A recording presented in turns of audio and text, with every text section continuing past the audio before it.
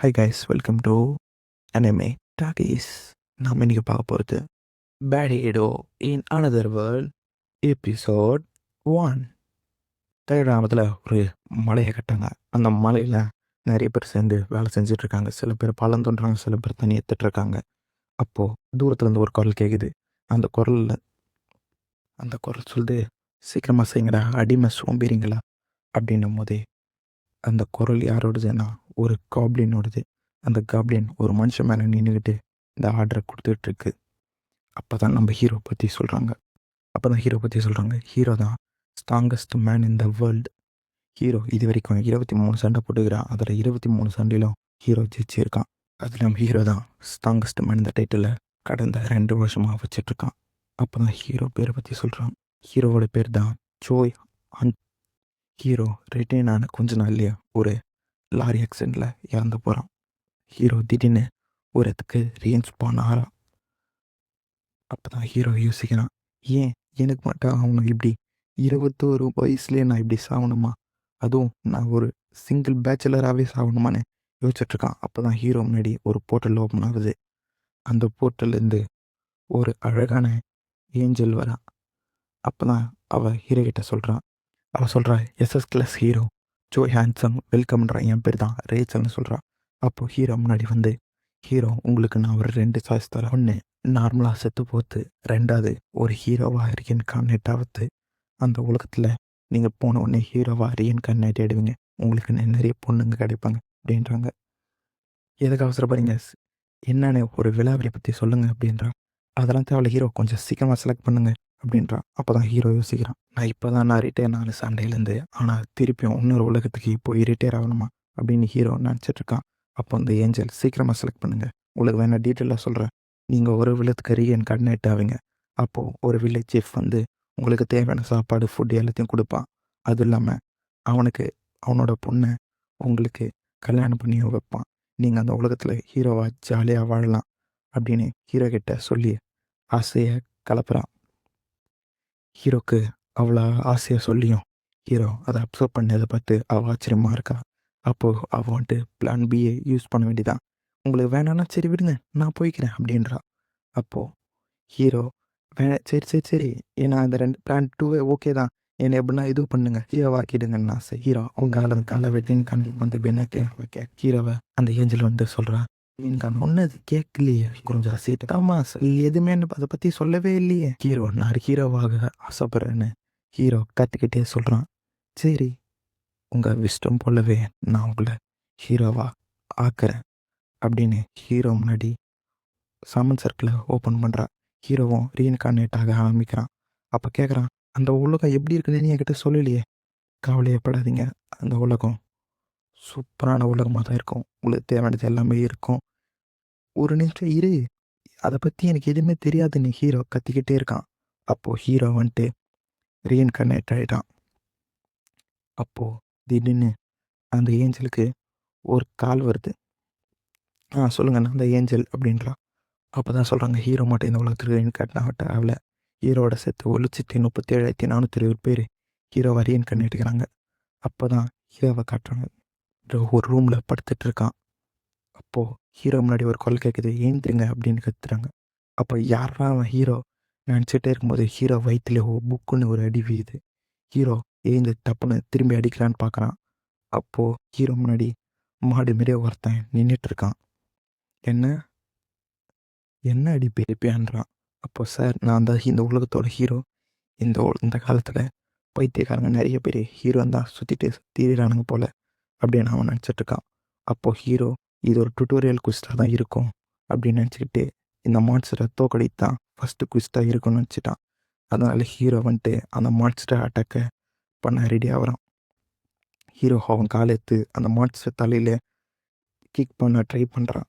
அப்போது அந்த மான்ஸ்டர் அதை அசால்ட்டாக தட்டி விட்டுட்டு அந்த காலை பிடிச்சி வலிச்சு ஹீரோவோட வயிற்றுலேயே அந்த மான்ஸ்டர் பக்குன்னு ஒரு பஞ்சை கொடுக்குது. ஹீரோ அந்த பஞ்சில் வாங்கி போயிட்டான்.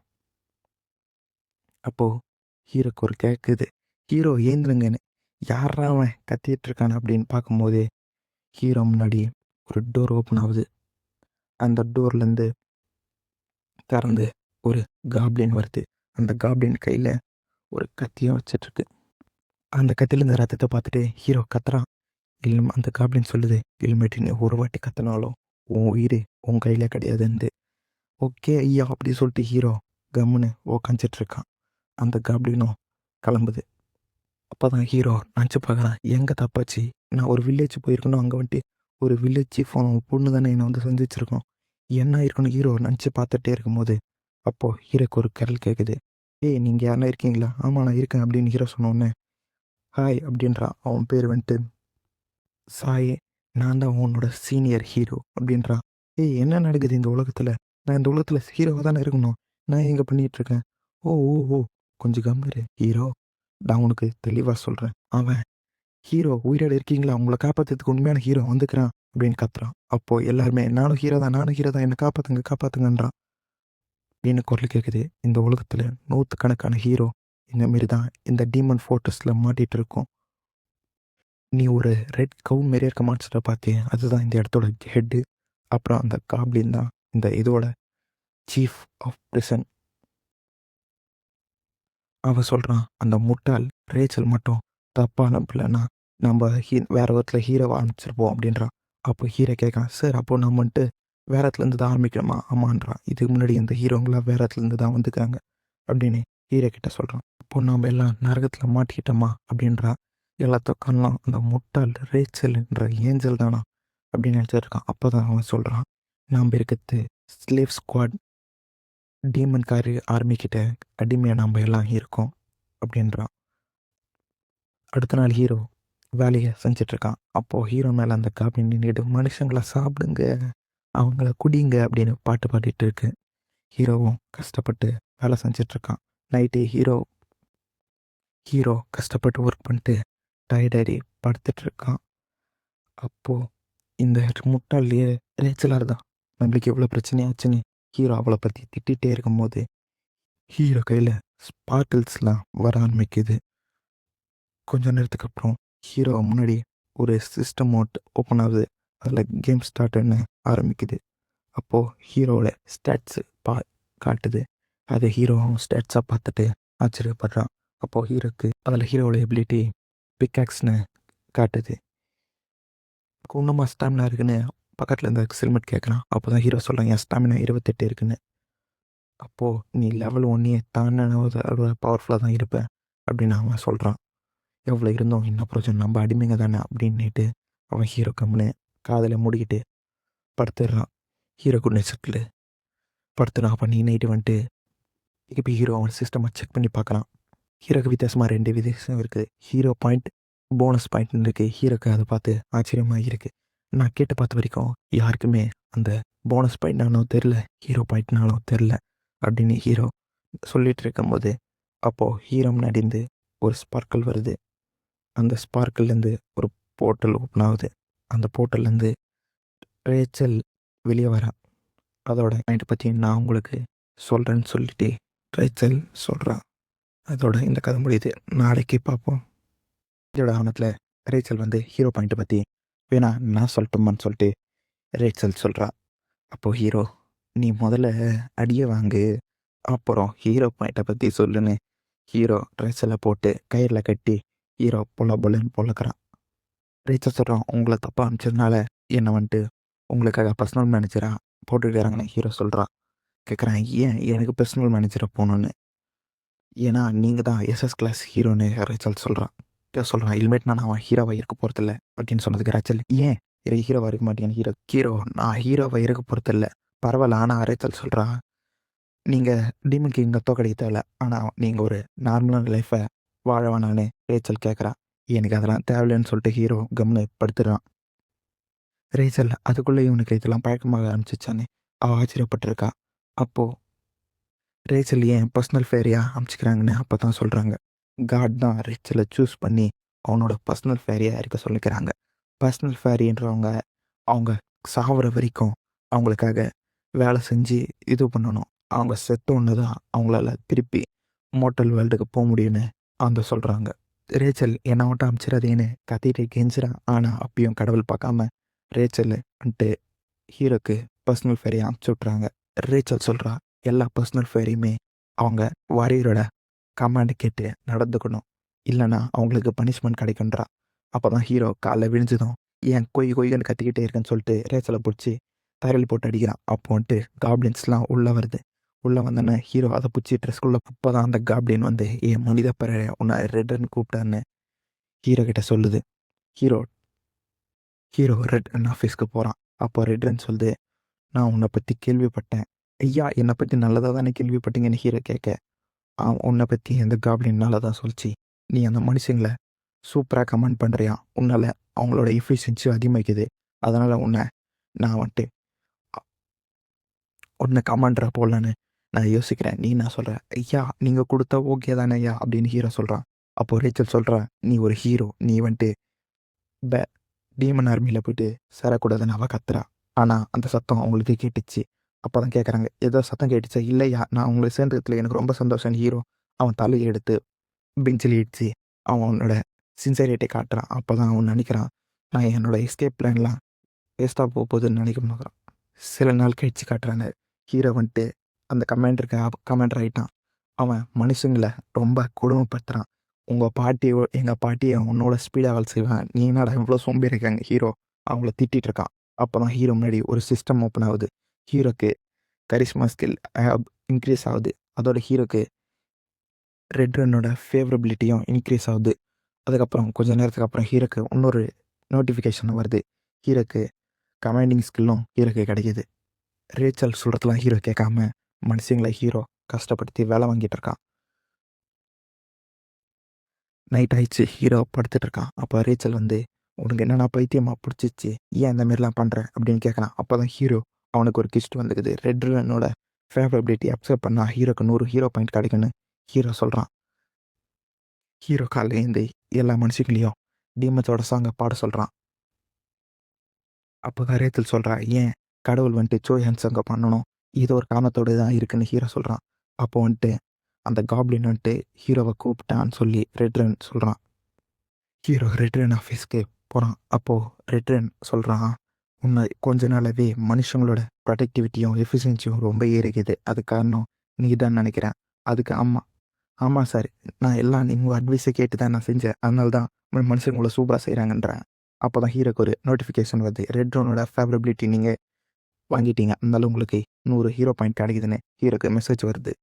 அப்போ இவ்வளோ ஈஸியாக வந்துட்டு நான் ரெட்ரனோட ஃபேவரபிலிட்டியை அக்செப்ட் பண்ணுவேன்னு நான் நினச்சி கூட பார்க்கல அப்படின்றான். அப்போ ஹீரோ வந்துட்டு, சார் நான் ஸ்லேவ்ஸை நான் ட்ரைனிங் கொடுக்கிட்டேன் அப்படின்னு கேட்குறான். எதுக்கு ஸ்லேவ்ஸை ட்ரெயின் பண்ணுற அப்படின்னு கேட்டதுக்கு, சார் அவங்கள நான் ட்ரெயின் பண்ண நான் இருக்கிறதுலே ஸ்ட்ராங்கான ஸ்லேவ்ஸை வச்சு நம்ம அவங்கள செம்மையாக ஒர்க் பண்ணி வாங்கலாம் சார் அப்படின்றான். சரி, அதுக்கு நீ பண்ண ஆரம்பி, நான் உனக்கு பர்மிஷன் கொடுக்குறேன்னு அவன் சொல்கிறான்.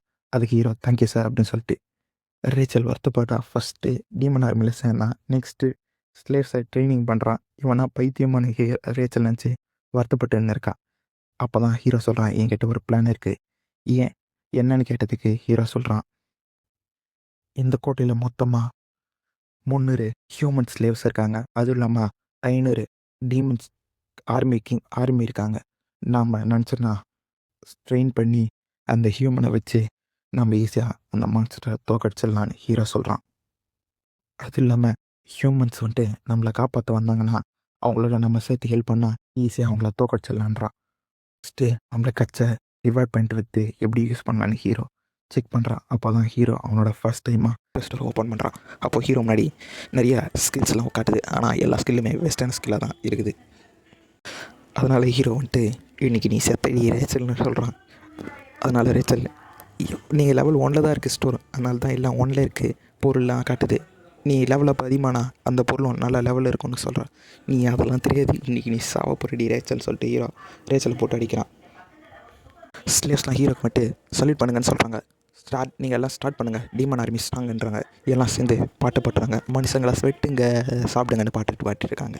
அப்போ தான் ரெட்ரனை காட்டுறாங்க, அவனை தேர்ந்தெடுத்ததில் தப்பு இல்லை, அவன் கரெக்டாக அந்த ஸ்லேவ்ஸை யூஸ் பண்ணுறான் அப்படின்றான். அப்போ தான் அந்த காப்ளின் வந்து சொல்கிறது, சார் அந்த ஹியூமனோட ஆர்மி வந்து நம்மளை அட்டாக் பண்ணுறதுக்கு வந்திருக்காங்க சார், இப்போ என்ன பண்ணலான்னு அவன் ரெட்ரன் கிட்டே கேட்குறான்.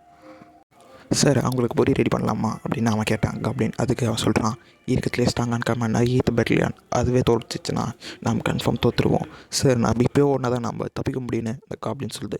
அதுக்கு என்கிட்ட ஒரு பிளான் இருக்குன்னு ரெட்டன் சொல்கிறான். அந்த காலத்துலேருந்து வாரன்றது சப்ளைன்னு நம்பி தான் இருக்குது.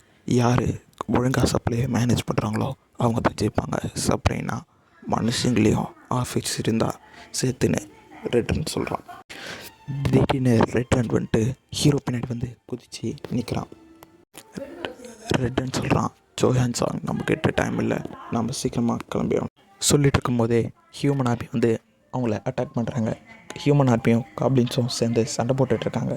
சண்டை போட்டிருக்கும் போது நம்மளுக்கு கெட்டதாக இருக்குது, எல்லாம் சேர்ந்து இந்த ரெட்டன் ஆர்மியை அட்டாக் பண்ணுங்க அப்படின்றாங்க. நம்ம கூட கொஞ்ச நேரம் போகிறோன்னா போதும், ரெட் ரன் கூட தோக்கடிச்சிடலான்னு சொல்கிறாங்க. அப்போ தான் ரெட் ரன் அங்கே வரான். ரெட் ரன் வந்தவொடனே எல்லாம் அவனை வந்துட்டு அட்டாக் பண்ணுங்கன்னு கத்திக்கிட்டே ரெட் ரன்னை அட்டாக் பண்ண வராங்க. ஹீரோ நினைக்கிறான், இதுதான் எனக்கு கரெக்டான வாய்ப்பு, நான் இப்போ ரெட் ரன்னை துரோகம் பண்ணிட்டேன்னா நான் இப்போ தப்பிச்சிடலாம் அப்படின்னு நினைக்கிறான். அப்போ தான் ரெட் ரன் என் பின்னாடி நில்லு மனுஷனா அப்படின்றான். அப்போது ஒரு சோல்ஜர் ரெட் ரன் அட்டாக் பண்ணுறதுக்கு வரான். ஆனால் ரெட் ரன் அவனை அசால்ட்டாக ஒரே கையில் பிடிச்சி அவன் மண்டியை நசுக்கி சாவடிக்கிறான். அப்போது red run command art 7th மூமெண்ட்டை யூஸ் பண்ணுறான். அந்த 7th மூமெண்ட் ஆர்ட்டில் அங்கேருந்த பாதிய ஆர்மி ஒரே நிமிஷத்தில் எல்லாம் வைப் அவுட் ஆகுது. அப்போ தான் ஹீரோ புரிஞ்சுக்கிட்டான் ரெட் ரனை பீட்ரே பண்ணுறது எவ்வளோ முட்டாள்தனமான சாய்ஸ்ன்னு ஹீரோ அப்போதான். அப்போது ரெட் ரன், ஜோஹான் சாங் நல்லா இருக்கியா அப்படின்னு கேட்குறான். சார் நான் நல்லா இருக்கேன்றான். ஹியூமன் ஆர்மி அந்த போரில் ஜெயிச்சிருச்சு. அப்போ தான் சீனியர் கேட்குறான், நீங்களா வாரியர்ஸான்னு கேட்டதுக்கு, ஆமாம் நாங்கள் வாரியர்ஸ் எல்லாம் நாங்கள் ஸ்பெஷலாக ட்ரீட் பண்ணுறோன்னு சொல்கிறாங்க, அதனால நீங்கள் பின்னாடியே கூட வாங்கன்றாங்க. அப்போ தான் ஒரு நோபலை காட்டுறாங்க. அவரை பற்றி இன்ட்ரடியூஸ் பண்ணிக்கிறாரு. அவரோட பேர் ஒலிவர் கிரேமர். அப்போ ஒரு கமாண்டர் வந்து சொல்கிறான், சார் எக்ஸிக்யூஷன் எல்லாம் கம்ப்ளீட் ஆகிடுச்சு, இப்போ நீங்கள் சொன்னால் நான் செய்ய ஆரம்பிச்சிடலாம் அப்படின்றான். சரி அவங்க எல்லாரையும் கொன்னுடுங்க.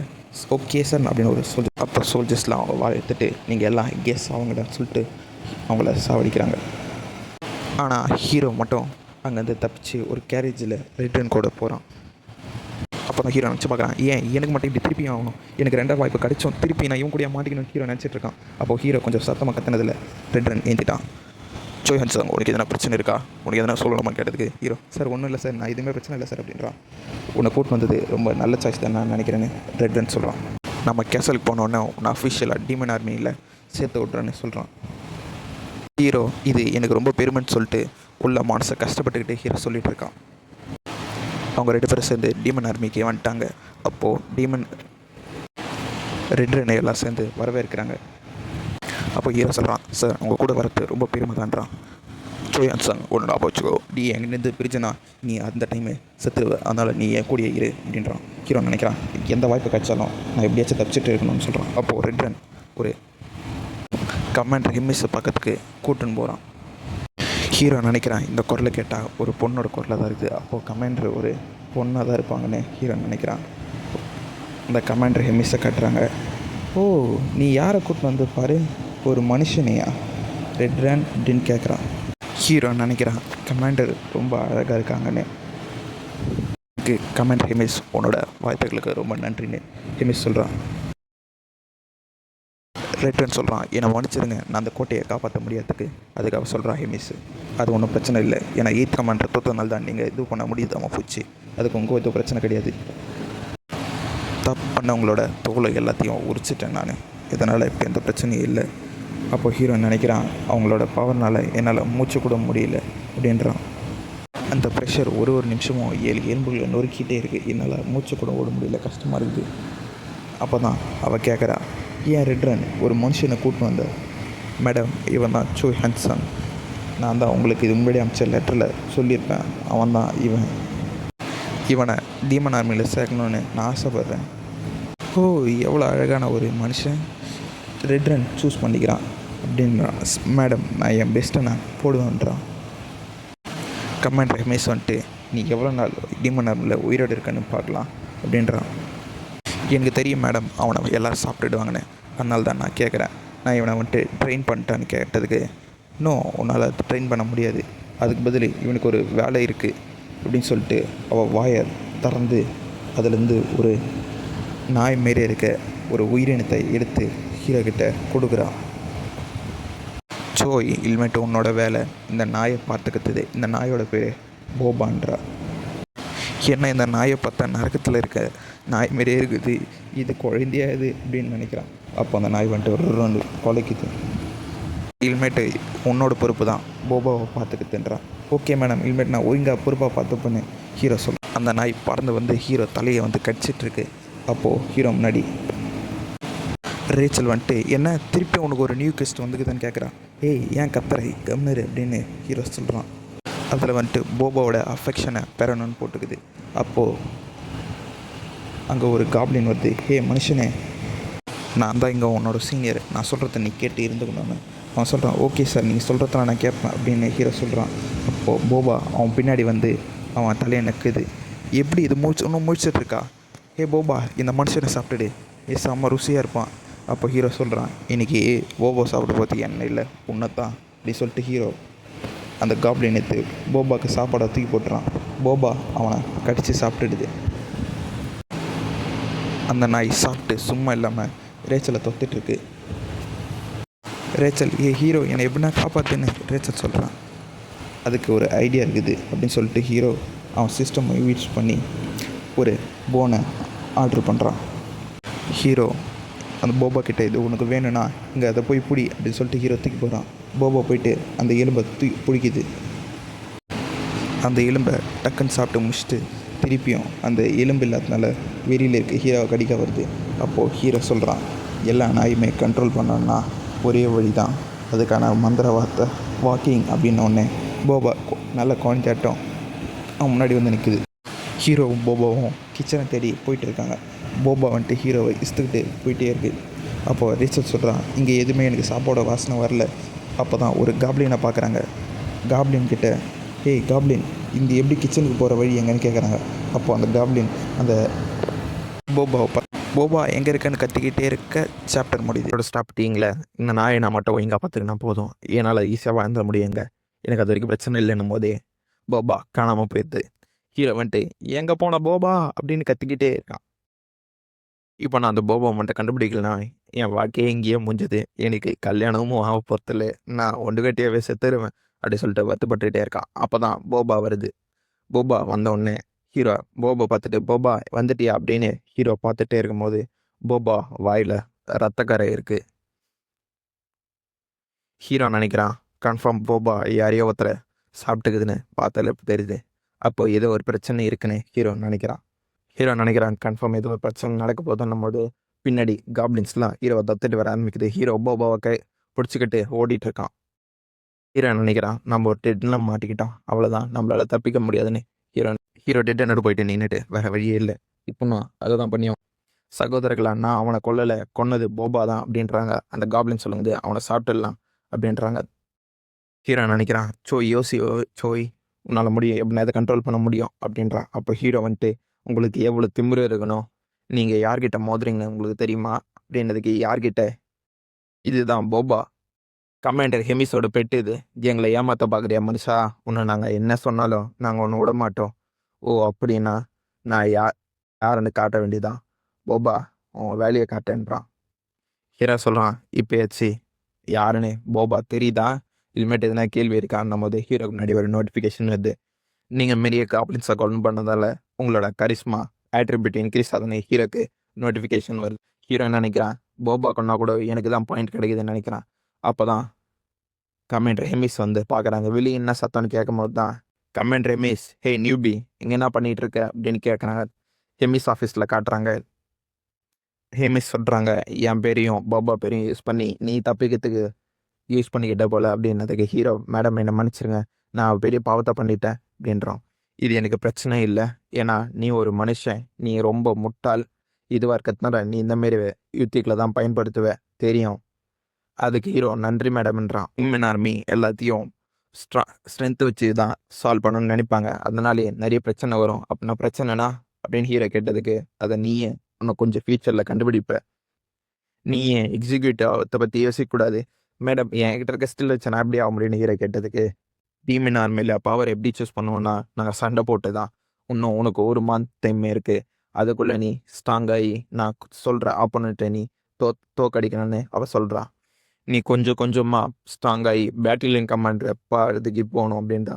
மேடம் நான் அப்படி தோத்துட்டேன்னா உன்னோட முடிவு சாவா தான் இருக்கும். அதை நினச்சி நீ வருத்தப்பட தேவையில்ல அப்படின்னு அவ சொல்றா. இப்போ நான் வானான்னு சொன்னாலும் அவன் என்னை எப்படியா இருந்தாலும் சாவச்சிருவான். எனக்கு வேற வாய்ப்பே இல்லை. நான் எப்படியா இருந்தாலும் ஸ்ட்ராங் ஆகி தான் ஆகணும் அப்படிங்கிற. இப்போதான் ஹீரோ வந்துட்டு எனக்கு எஸ்எஸ் கிளாஸ் ஹீரோன்னு தானே சொன்னேன். அதுக்கு என்ன அர்த்தம்னு கேட்கறதுக்கு உங்ககிட்ட இது ஒரு பாசிபிலிட்டி தான். ஆனால் இது ஒரு கன்ஃபார்மான பவர்னு சொல்ல முடியாது அப்படின்னு அவ சொல்றா. ஹீரோ ரேச்சலும் கிச்சனுக்கு போகிறாங்க. அந்த கிச்சனு டோரு ரொம்ப ரத்த கறியாகவும் இதுவும் இருக்குது. ஹீரோ வந்துட்டு எஸ்கியூஸ் மீ நான் உள்ளே வரலாமான்னு கேட்குறான். அங்கே ஒரு ரெட் வாக்கர் நீ அவங்க சொன்ன மனுஷன் நீ தான் நினைக்கிறேன். நான் தான் செஃப் குல்கன்னு அவன் சொல்கிறான். நீ எதுக்காக இங்கே வந்தான்னு கேட்டான். சார் நான் வந்துட்டு போபாத்து சாப்பாடு எட்டு போகலான்னு வந்தேன். அதெல்லாம் கிடையாது அப்படின்னா. அப்போ ஹீரோ எதுக்கு அப்படின்னும் போது நான் ஏன் உனக்கு ஹெல்ப் பண்ணணும், உனக்கு வேணும்னா நீ ஏன் எடுத்துக்கோன்னு அவன் சொல்கிறான். நான் உள்ளே வந்து வேலை செய்யணுமான்னு கேட்டதுக்கு வேணா நீ அந்த வேலை செஞ்சாதான் உனக்கு மீட் கிடைக்கும்னு சொல்கிறான். அப்போ தான் காப்ளின்ஸ் காட்டுறாங்க. அதுவும் கூட இருக்க காப்ளினே கட் பண்ணி அதுங்க சமைச்சு சாப்பிட்டுட்டு இருக்குங்க. இவங்களா நிஜமாலே குக்ஸ் தானா, ஏன்னா கறி வெட்டுறாங்களா, இவனுங்களே மாற்றி மாற்றி வெட்டி துண்ணிட்டு இருக்காங்க அப்படின்றான். அது இல்லாமல் இந்த ரெட் டார்க் வேறு என்னை வேட்டையாட சொல்லுது அப்படின்னு அடுத்த நாள் ஹீரோவும் அவங்க கூட சேர்ந்து வேட்டைக்கு போகிறான். அப்போ ஹீரோவை முன்னாடி ஒரு பெரிய பண்ணி வந்து ஹீரோ அந்த அட்டாக்லேருந்து ஜஸ்ட் மிஸ்ல தப்பிக்கிறான். அப்போ தான் ரேச்சல் கேட்குறான், நீங்கள் என்ன சண்டை போட போகிறீங்களா அப்படின்னு கேட்டதுக்கு, என்னால் உயிர் பகையத்துக்கே கஷ்டமாக இருக்குது, இதில் நான் எப்படி சண்டை போடுத்தேன்றான். உனக்கு இப்படியே போயிட்டு இருந்தா இதில் சாப்பாடு அந்த பண்ணியே இல்லை நாமளானே தெரில, ஏன்னா எல்லோரும் செத்துக்கிட்டே இருக்காங்க அப்படின்னதுக்கு. அப்போது ஒரு காப்ளின் வந்து, ஹே மனுஷா நீ முன்னாடி போய் அட்டாக் பண்ணணும் போது அப்போ தான் அந்த ரெட் ஓக சொல்லுது, அதுக்கு தேவையே இல்லை, ஏன்னா ஃபர்ஸ்ட் ஹண்ட் முடிஞ்சிடுச்சு. அப்போ தான் ஒரு காப்ளின் வந்து சொல்லுது, 12 பேர் செத்துட்டாங்க, நிறைய பேர் அடிபட்டுட்டாங்க சார் அப்படின்னு சொல்லுது. பரவாயில்ல.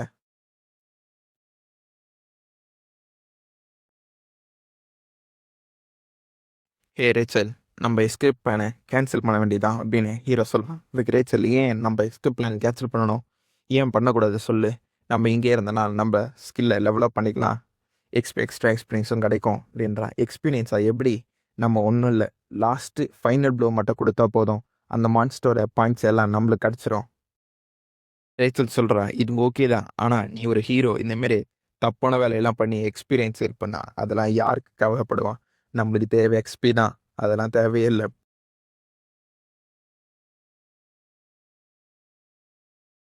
நம்ம அந்த கமெண்ட்டை ஜெயிச்சாகணும்னா இந்த வழி தான் ஃபாலோ பண்ணி ஆகணும். அப்போ ஹீரோ போயிட்டு, ஷெஃப் நீ மனுஷா நீ இன்னும் ஓடலையா, இங்கே தான் இருக்க, எனக்கு ஆச்சரியமாக இருக்கன்றான்.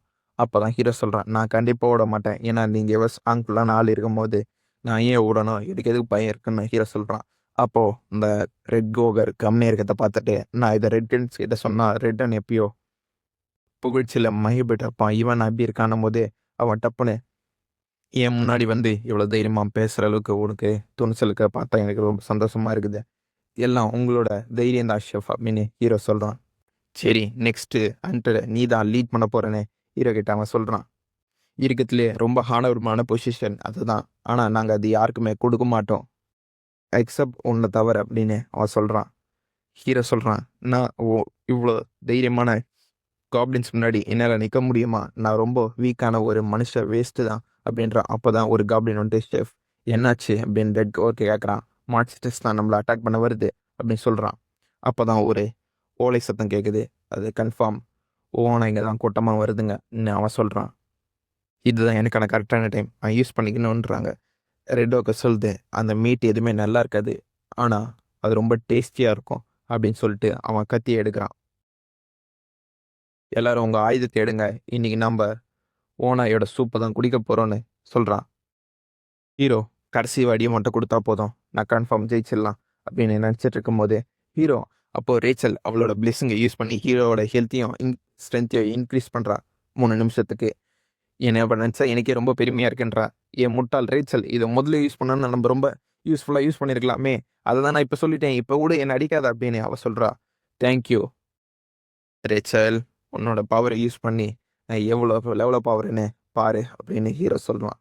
ஹீரோ போயிட்டு காப்ளின் அட்டாக் பண்ணிட்டு அடிபட்டு இருந்த உல்ஃபை போயிட்டு ஃபைனல் அட்டாக் கொடுத்து கொல்றான். ஹீரோ முன்னாடி ஒரு நோட்டிஃபிகேஷன் வருது, நீங்கள் ஒரு உல்ஃபை கொல்ட்டிட்டீங்க, அதனால் உங்களுக்கு 4 லெவலில் போகுது, இந்த மாதிரியே போச்சுன்னா போதும், நான் இன்னைக்கு 70 லெவலில் நான் இன்னைக்கு இது பண்ணிடுவேன்னு ஹீரோ நினச்சிட்டு இருக்கான். கடைசியாக நான் ஸ்ட்ராங்காக ஆரம்பிச்சிட்டேன்னா அப்போ ஒரு காப்ளின் கஷ்டப்பட்டு அடி வாங்கி ஒரு ஓனையை அடிப்பட வச்சுக்குது. அந்த இடத்துல ஹீரோ போயிட்டு அதை தட்டி விட்டுட்டு உங்களுக்கு நான் ஹெல்ப் பண்ணுறது சொல்லிட்டு ஹீரோ அந்த ஓனையை கொல்றான். ரேச்சல் கேட்குறா, இப்போயே அது முடிஞ்சிடுச்சா? நல்ல வேலை பண்ணியிருக்க ரேச்சல் அப்படின்றா ஹீரோ.